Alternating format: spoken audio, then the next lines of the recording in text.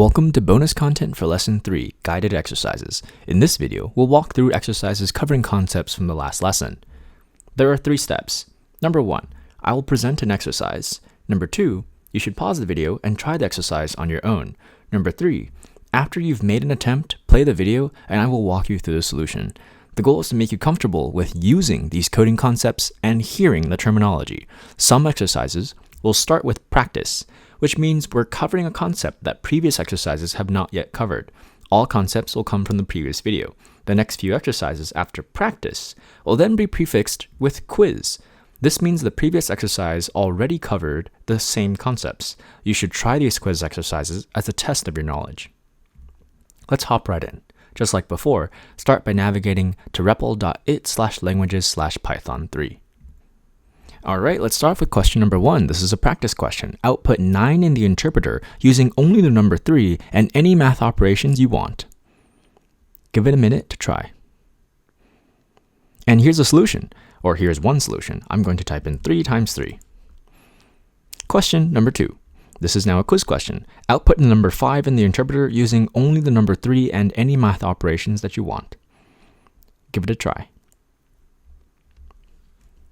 And now here is a possible solution. I'm going to type in 3 plus 3 minus 3 divided by 3. Right? So this will give us 1, this will give us 6, and we have 6 minus 1 is equal to 5. Question number 3. We now have a practice question. Define a variable called x with the value 8. Give it a try. And here we have the solution, x is equal to 8. Question number 4. Define a variable called y with the value 3. Give it a try. And the solution here is y is equal to 3. Again, these spaces are optional. These are just the convention that I've been following. Question number 5. Practice. Define a variable called z with the value 5 using the variables x and y instead of the number 5. So remember here, x is 8, y is 3. Give it a try.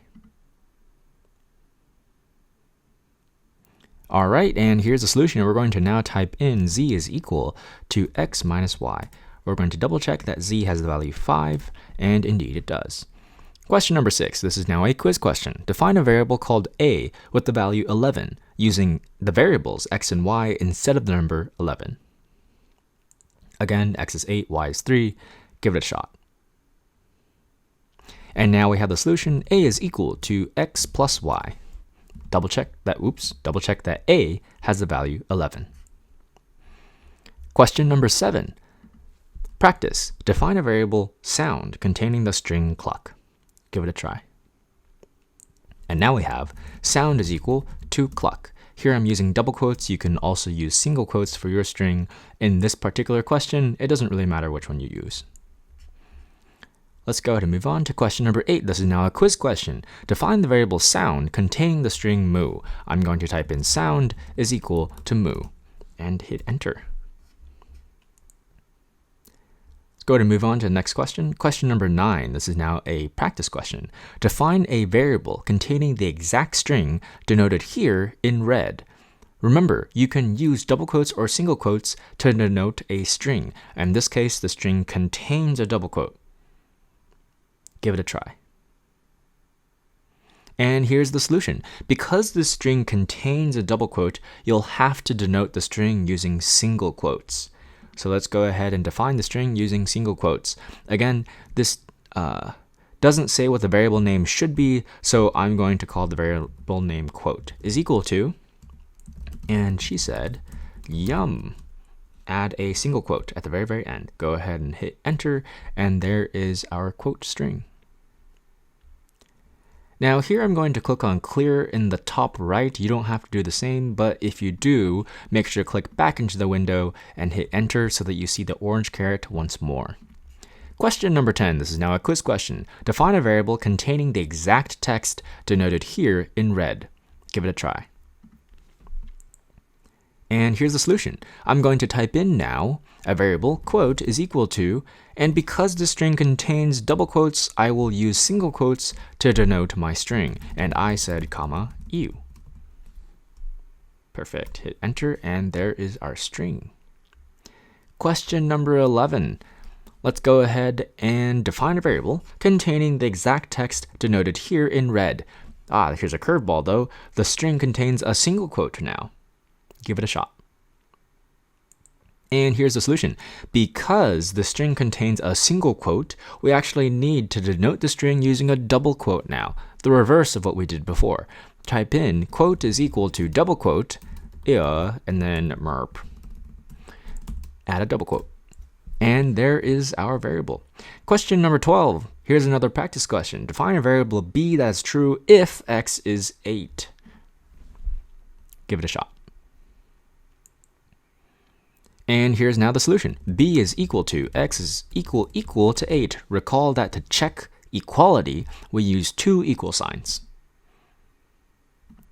Go ahead and type in or hit enter.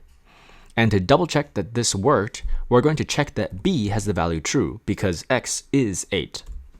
And it is indeed true. Question number 13. Define a variable c that is true if x is greater than 5. Type in c is equal, oopsie, give it a shot. Now here's a solution. C is equal to x is greater than 5. Hit enter, and because x is 8, x is indeed greater than 5, double check that c is actually equal to true. And indeed it is. Question number 14. Practice. Define a variable d that is true if the variable sound is moo. Give it a shot. And here's the solution. D is equal to sound is equal to moo. And hit enter. We're going to double check that D has the value true because sound is indeed equal to moo. There we go. Question number 15. Here's now a quiz question. Define a variable e that is true if the variable sound is yuck. Give it a shot. And now we have e is equal to sound is equal to yuck. Because we know that sound is equal to moo, e should be false. Type in e and hit enter, and that is now false. Question number 16. This is now a practice question. Define a variable f that is true if x is 8 and if sound is yuck. Give it a shot. And here is now the solution. We have f is equal to x is 8 and sound is yuck. Hit enter, and because we know that x is 8, this first part of the statement is true. However, sound is moo, so this second part of the statement is not true. Therefore, this entire statement should be false. Go ahead and type in f, and it is indeed false. Question number 17, this is now a quiz question. Define a variable g that is true if x is 5 and the sound is moo. Give it a try. And here's now the solution. You don't have to do the same, but I've clicked clear in the top right. If you do the same, make sure to click into the window, hit enter, and there we go. Let's go ahead and type out now the solution. G is equal to x is equal to 5, and sound is equal to moo. Here we know that x is in fact 8 and not 5, so this first part will be false, making the entire statement false. Go ahead and type in G, enter, and it is indeed false. Now for a quick temperature check. How are you doing? If this was doable, that's great. If this was barely doable, as in you got half the questions correct or more than a third, that's also great. As we progress, you'll hear more of these terms and concepts repeated again and again and again. That's how you'll build familiarity. That's how you'll build familiarity. We're looking for familiarity, not an A+. Number 3, if this wasn't doable, as in you only got 1 or 2 correct with the 17, no worries. Believe me, I know what that's like. I suggest doing this walkthrough again or rewatching the previous video. You can do it. Regardless of where you are, mastery is when you can come up with your own questions. If you feel you've mastered this lesson, try to come up with a few extra questions and solutions. Leave them in the discussion section of the class, and your fellow students will thank you for the extra practice. That's it for Lesson 3's guided exercises.